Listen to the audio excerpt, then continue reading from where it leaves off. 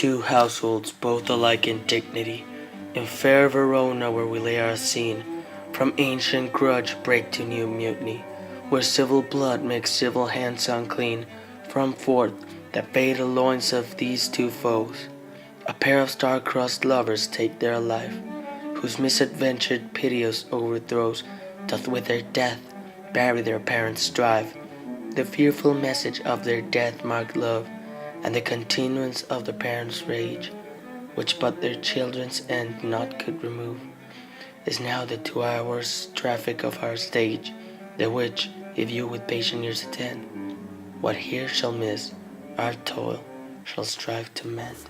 What? Shall this speech be spoke for our excuse, or shall we on without apology?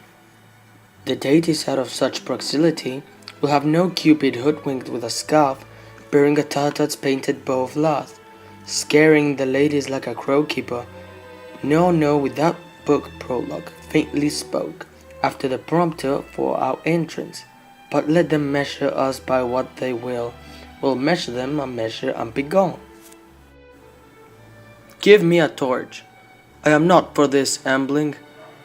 Being but heavy, I will bear the light. Nay, gentle Romeo, we must have you dance.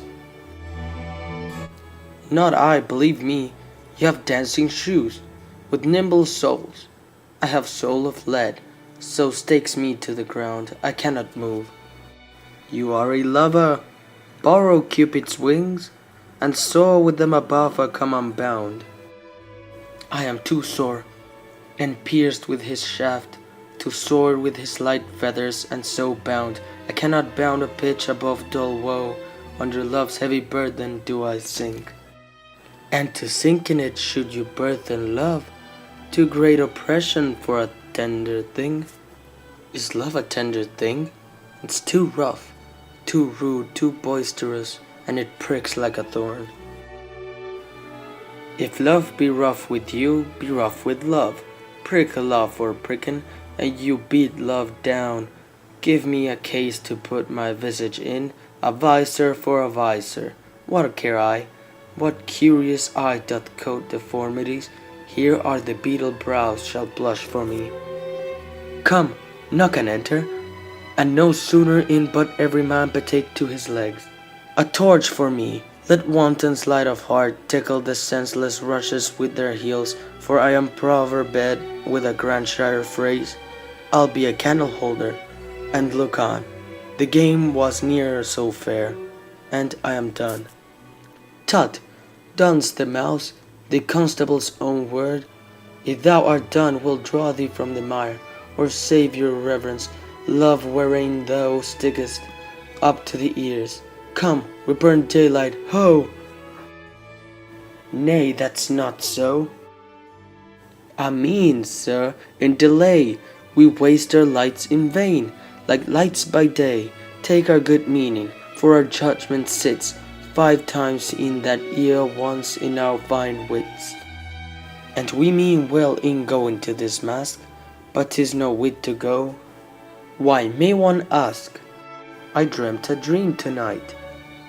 And so did I. Well, what was yours? That dreamers often lie in bed asleep, while they do dream things true. Oh, then, I see Queen Mab hath been with you. Queen Mab? What's she? She is the fairy's midwife, and she comes in shape no bigger than an agate stone on the forefinger of an alderman, drawn with a team of little atomy over men's noses as they lie asleep. Her wagon spokes made of long spinner's legs, the cover of the wings of grasshoppers, her traces of smallest spider's web, her collar of the moonshine's watery beams, her whip of cricket's bone, the lash of film, her wagoner a small grey-coated gnat, not half so big as a round little worm, pricked from the lazy finger of a maid. Her chariot is an empty hazelnut, made by the joiner's squirrel or old grub.